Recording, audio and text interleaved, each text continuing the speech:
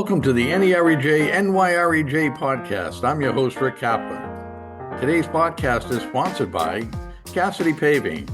Contact Cassidy Paving at CassidyPaving.com for all your paving needs. To be a sponsor on our podcast, contact me at rkaplan@nerej.com.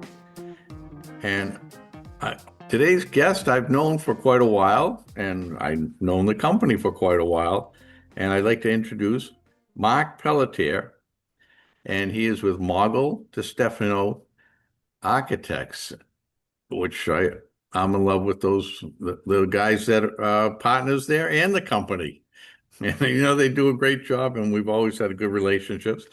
And Mark, you're going to tell us a little bit about your journey and how you got to where you are today. Oh, great. Rick, thanks for having me today. I really appreciate the opportunity to speak on your show. I started off as a young kid in Salem, Massachusetts, where I became fascinated with the world of construction with through my family. My dad worked in a quarry.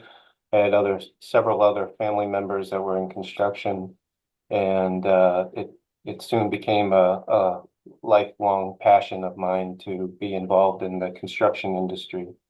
My journey began when I was 15. I started working for a small contractor out of Middleton, Massachusetts, where I did everything from, I started off as a gopher, getting equipment and tools. I was well versed in all kinds of tools and just knowing what they were through my dad. And so it made me pretty valuable on site as a young guy running around grabbing equipment for the older guys. And then I eventually became a supervisor on the site when I was driving excavators and doing form work and framing. And then I did all of that through my journey through college. I went to Wentworth Institute of Technology with engineering degree and an architectural degree. And so that's where my journey began. I got a short intern in a firm in Salem, where I did a lot of residential and urban infill work. And one day just the light switched and I needed to do bigger and better projects. So I got a job in a firm in Boston, where I started working on semiconductors and water treatment plants and all kinds of real large commercial buildings, everything from the Coast Guard headquarters to the training facilities for the Navy, and that's sort of where I got a lot of experience in the real complex construction. So that's sort of where my journey really began. And now you're a partner with Maugel DeStefano. Yeah, Brent Maugel, who had started the firm about 34 years ago, and eventually we had partnered with Lisa DeStefano, so that's where the Maugel DeStefano came from. Brent had sought me out about 12 years ago, or almost maybe 14 years ago now. We had competed on some projects against each other when I was working at another firm, and we knew each other. We met each other in passing, and he had requested that I come and sit with him and learn about the firm. And when I sat with Brent, he was so charismatic, and he had such a passion for architecture that I fell in love with the opportunity of joining Maugel DeStefano. And so I guess I joined Maugel DeStefano about 12 years ago now. So you must like doing architecture. Yeah, yeah. No, it's my wife says it's not a career, it's not a job, it's who I am. I really enjoy problem solving and coming up with great creations. So, Well, that's the key to life. You find something you enjoy and you love to do, and you'll do well at it. Oh yeah, I like to say I'm a blessed person. I go to work every day excited to do what I do, and I go home excited to see my family. So can't get much better than that. No. So it being an architect, and I've interviewed many architects, and one of the questions I've always had is there one particular type of project build that you kind of enjoy more than others? Yeah, it's interesting because my career took me across a whole span of different um, project types. I really enjoyed the intricate detail of custom residential, which I did a bunch of that. But I also, when I did my stint of semiconductors through the early 2000s, I really enjoyed the complexity of trying to figure out the tooling and how equipment's kind of lived. The buildings were living buildings. We had to deal with buildings for, vibration and this is when you were doing semiconductors for, small chips that were going into everything electronic and the complexity behind that and the chemicals. And I really started to develop a passion for understanding how chemicals affect our buildings and how we have to treat our buildings to manage the systems that are operating within them.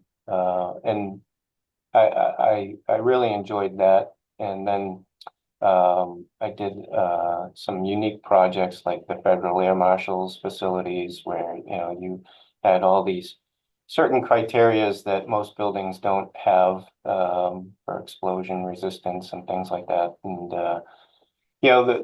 those are kind of fun challenges to have. But I've recently settled into, with the firm here today. We live in a couple of vertical market sectors, one being industrial, the science and advanced technology. We have multifamily, we have an interiors team, and a custom residential. And I've settled into the multifamily team here as the studio lead. So you're probably busier than any of the people in the company. Multifamily is going through the roof right now. It has been going through the roof. But the climate is changing ever so subtly. I feel the margins of the margins are getting tighter, and so it started to change the way we're working on our projects today.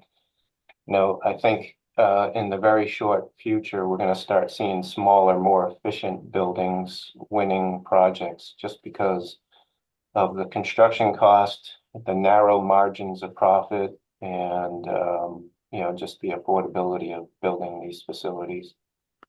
Now I see multifamily. We'll touch on that a little because that's what you're working on right now. But as far as I've seen them squeeze multifamily housing, like it used to be a 3 or 4 family home there. They tear it Mhm. down, and now they put in like a 6 family apartment complex. They just kind of squeeze it in between two other 3 or 4 family homes. Yeah, Is that an issue? um, it's, it is, it's, I call that like it's a suburban, adaptive reuse, if you will. And we're seeing a lot of that where they're trying to take these single family subdivisions and build in more multifamily, more condensed housing. And so the real question is how do you get 20 or 40 units into a site, while feeling more like a natural extension of a neighborhood, right? Because most neighborhoods are single family homes and they have, you know, like 3/4 acre lots or 1 acre lots, and then you can't go and throw you know a dense multifamily building right in the middle of it and kind of have it all work together. So it is this adaptive reuse or infill, if you will, is a real sensitive design approach. Is it challenging to design, let's say you have let's go to Dorchester. And Okay. people love how I say that, Dorchester. But Right. let's say you go there and you see these enormous homes. They were at one time a single family home, but very wealthy people used to live in them because it was kind of a suburb of Boston at that time, like in the 50s and 40s. And those houses were enormous. Now, uh, there are people that are converting them into apartments or condominiums. Yeah. Is that challenging to do something like that? Condominiums are a challenge, of course. You know, there's the MBTA communities are kind of, I feel like, stimulating some of those developments, because they're allowing these conversions or the reuse of properties to get higher density. You know, usually they're targeting like a density of 15 units per acre. And so, yeah, converting some of these older homes into multiple units that are appealing. You know, they have to have high-end finishes for people to want to buy and own them because the square footages are reduced. Um, but one of the things you just you know, reminded me of the currently what we're seeing a lot of. I'm working on two projects in Connecticut right now, and there's a commercial to residential conversion overlay, if you will. And so we're seeing a lot of those opportunities right now where certain towns and communities are realizing that there's underperforming or underutilized office buildings. And that may be a result of the new climate where people are working hybrid, right? So these office buildings are now partially vacant. And so what they're doing is they're allowing this opportunity where if you, as a developer, can go in and repurpose that office building into a multifamily development, there's certain incentives for that. And for architects, that's becoming a challenge for us because anybody that knows multifamily knows there's certain proportions of a building that you work with for efficiency. You know, the depth of the building versus the width, you know, and trying to stack units so that you can be efficient with that construction. And office buildings are much deeper, often have center cores and things like that, which make it challenging for architects to repurpose the buildings. But we're currently working on one now in Windsor, Connecticut. It's called 500 Day Hill Road, and that's exactly what we're doing is we're taking an office building, going to convert the floor plate into a multifamily facility. We're putting an addition on it. It's actually multiple buildings. There's four multifamily buildings there. It's going to be 300 units of housing plus a couple of commercial buildings. And what they're doing is this overlay applies a certain rule, like with density, what's the ratio between housing and commercial buildings. So they're trying to make it a destination, if you will. So you're taking what might have been normally an office park with a sea of parking, converting that to multifamily as a destination so that you have a mixed use there. Interesting. So now that there's so-called shortage of housing, uh, which I don't tend to believe that, but they're telling me that it's all over all over the country. But I see all these places they're building everywhere, and half of them are empty. I don't know why. Either the rents are too high, or the cost of uh, the the uh, the people that are moving into other states instead of where We live here. I don't know Mm. what's going on, but they say there's a shortage. Is there a concept that you have come to right now where you're creating more apartments in one building than you used to? In other words, you instead of having 12 units, now you can put 16 units in a building, that same Yeah. size building. So I've been given this a lot of thought because, yes, you know, generally all the consensus say that we need more apartments. And and yet there's several projects where the buildings are partially occupied, and they're not filling as quickly as possible, or as the developer would like. And I've been giving this one a lot of thought because, you know, it just it's kind of asks a couple of questions. Is it too expensive?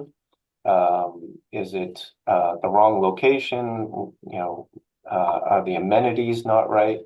And I think what we're finding is that um, going forward from this point, developers are going to start finding ways to make projects pencil, uh, and for a more affordable product, because they have to lower their rents. And if they lower their rents, there's just, with the cost of construction materials, how are they going to make that happen? So they've got to make these projects pencil at a lower margin. Uh, they have to entitle them faster, get them through the permitting process faster, still make them energy efficient and cost conscious. So they may start looking at the amenity packages. I think luxury apartments are going to go way down. It's going to be more of the, you know, standard apartment type building.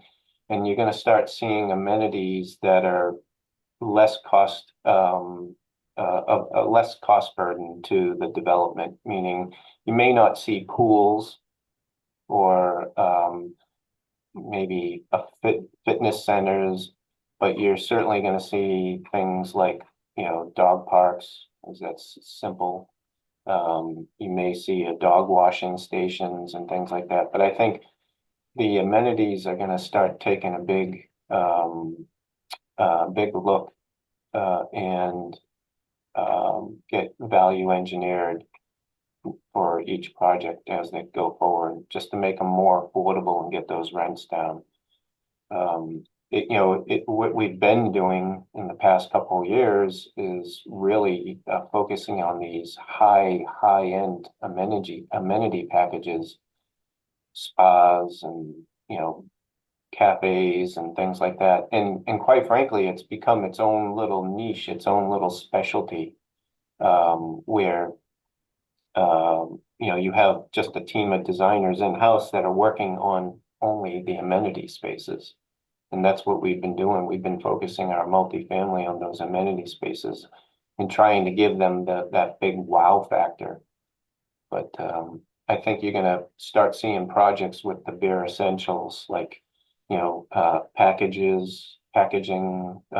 facilities, dog wash, maybe, a modest lobby space, that kind of thing.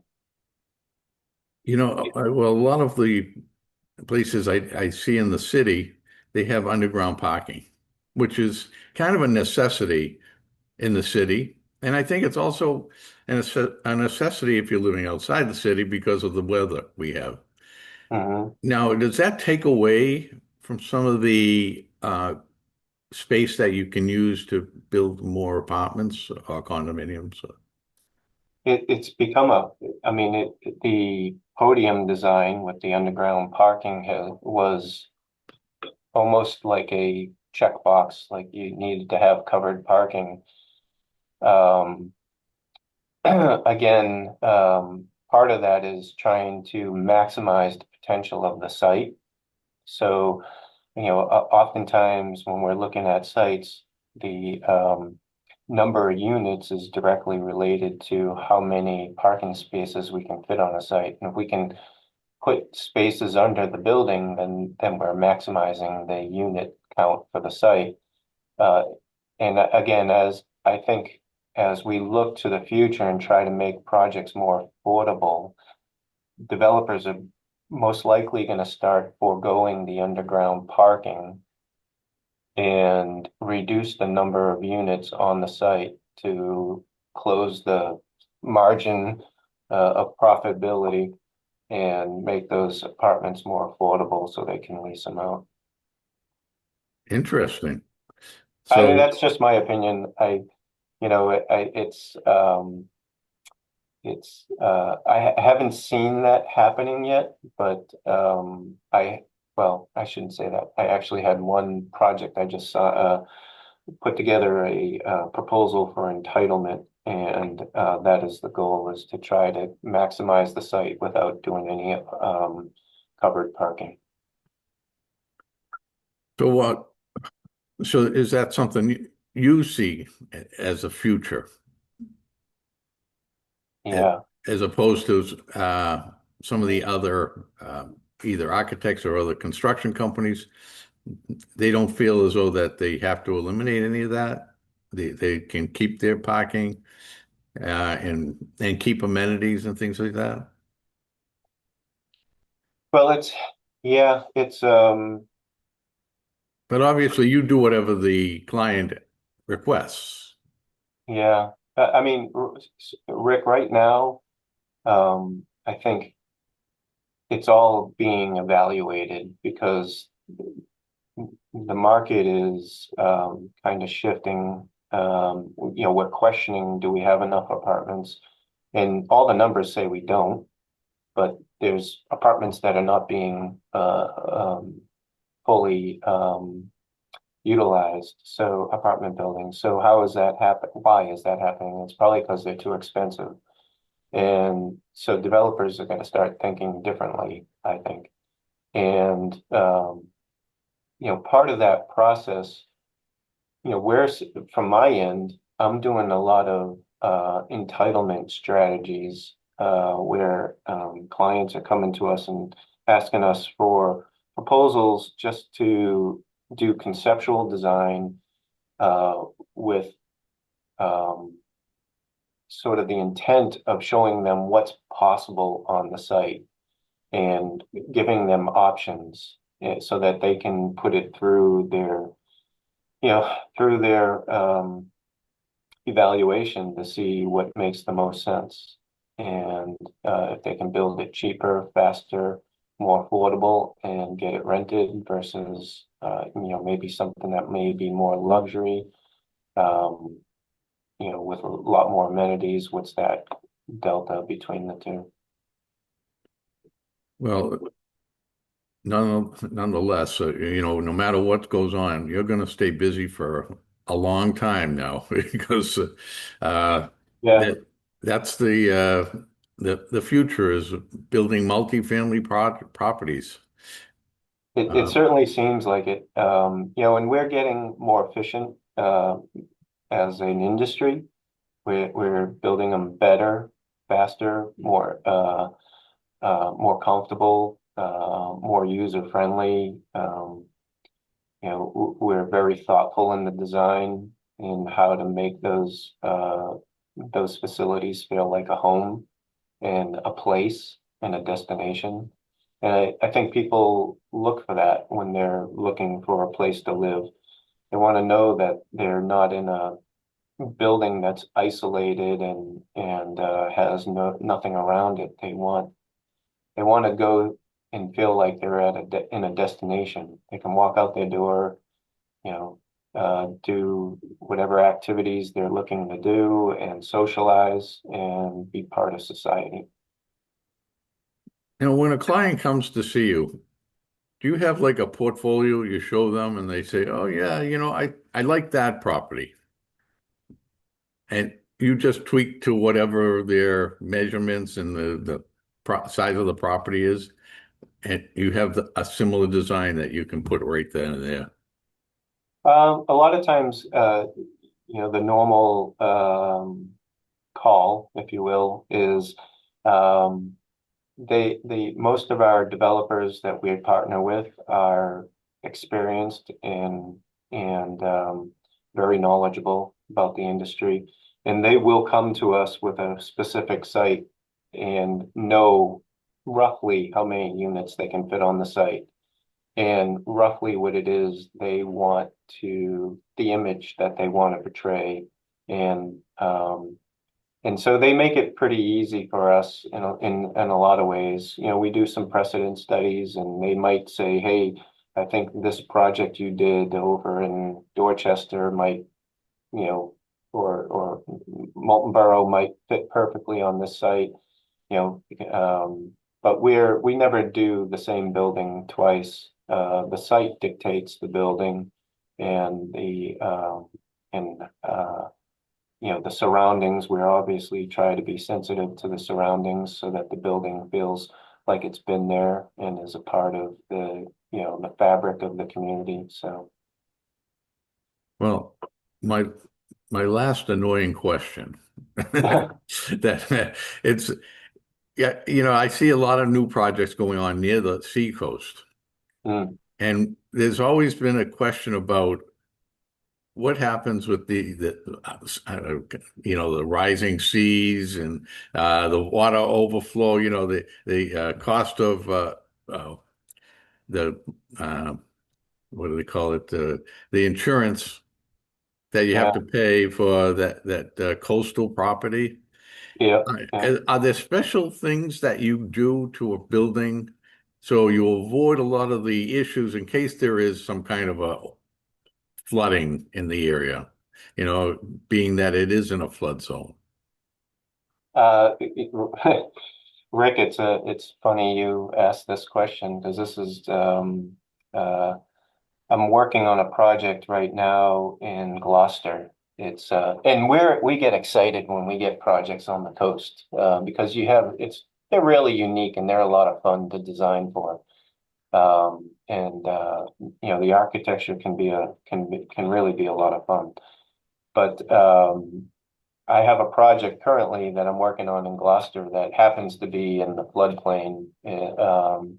And you know, FEMA has lots of regulations on that and what you can and can't do, and you really have to be very knowledgeable about the FEMA requirements. That's something we take very seriously. Uh, this is a conversion of it was a building that was an old boat sale manufacturer and they built boat masses and sails. And it's right on the water, it's in the flood zone, and the client really wants to keep the building. And so there's all kinds of rules and regulations that apply to this facility. We're converting it to it's called the Cape Ann Living Learning Facility. It's a facility for the blind. It's a housing project for the blind, a real unique project type. But you know, we're early in our studies, but right now we have to implement flood vents on the first floor of the facility and take all of the existing utilities and pull them out of the first floor and raise them up on the floors above. This is a three-story building, and you know, it's a challenge. It's unique. FEMA has requirements for example, if you invest, you can't invest more than 50% of the value of the structure. And if you do, you have to basically bring the entire structure up to the current FEMA requirements, which may require you to lift the building or do flood vents or other kind of things like that. And so we're taking the path of doing flood vents. And the first floor will be a community space, but it's really a benign space. It's capable of taking flood waters without being damaged. The materials are made to um, get wet and dry efficiently without compromising the structure or the functionality of the facility. Now, does that wipe out the cost of flood insurance? The flood insurance stays no matter what. Once you're in a flood zone, that's it. No, it maintains the flood insurance. So FEMA keeps close checks on properties like this. And if you didn't follow the FEMA requirements, then most likely you would void any possibility of assistance or insurance. So you definitely want to follow the requirements to make sure that you can have an insurable facility. No, that's good. I think. Well, their goal is to work with obviously people have a desire and a longing to live on the coast, and when they do, it's challenging. And so we have to be realistic about those properties and what it costs to rebuild those properties. And I feel like the regulations that are put in place are realistic regulations.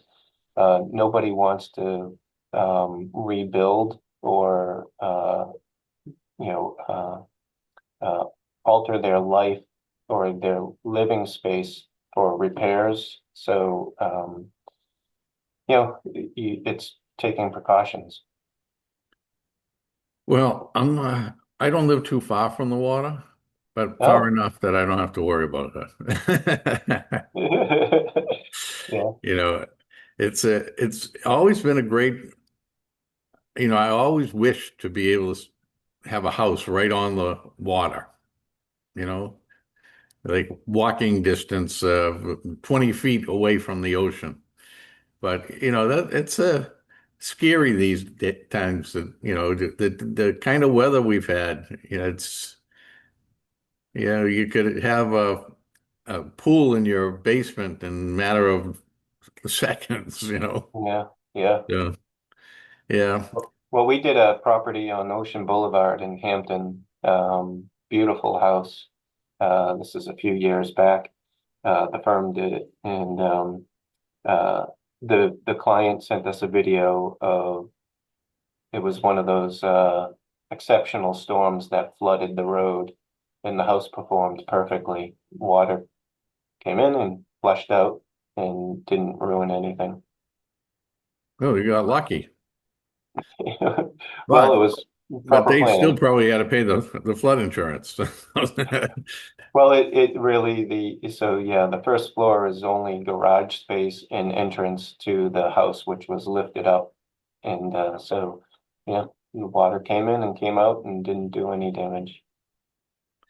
Yeah, I'm not sure how you know, people do it.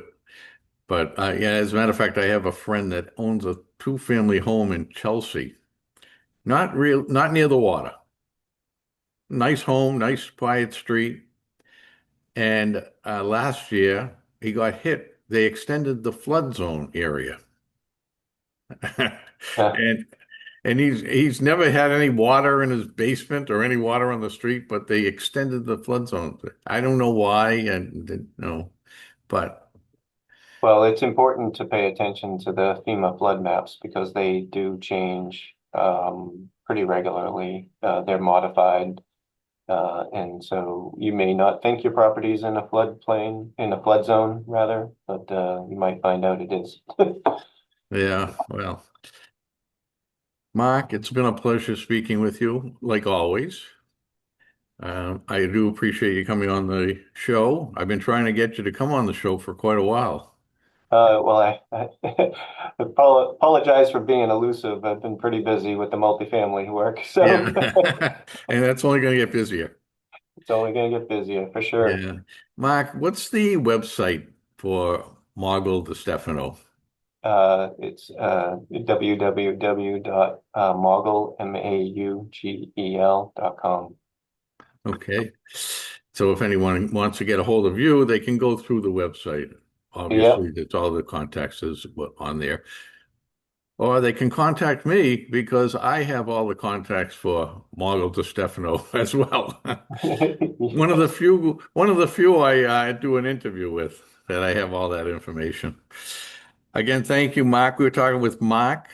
Pelletier. Do I say your last name right? Pelletier? Yeah, oh yeah, Yeah. yep. And it's with Maugel DeStefano Architects. Great organization. Please give them a call. And again, we come to the end of the show. Unfortunately, we could talk for another hour probably, but we both have to go to work. So I want to thank everyone for listening today. And you're listening to the NEREJ NYREJ podcast. I'm your host, Rick Kaplan. Today's podcast is sponsored by Cassidy Paving. Contact Cassidy Paving at CassidyPaving.com for all your paving needs. To be a sponsor on our podcast, contact me at rkaplan@nerej.com. Until then, have a great day. Thank you, Rick. Appreciate it.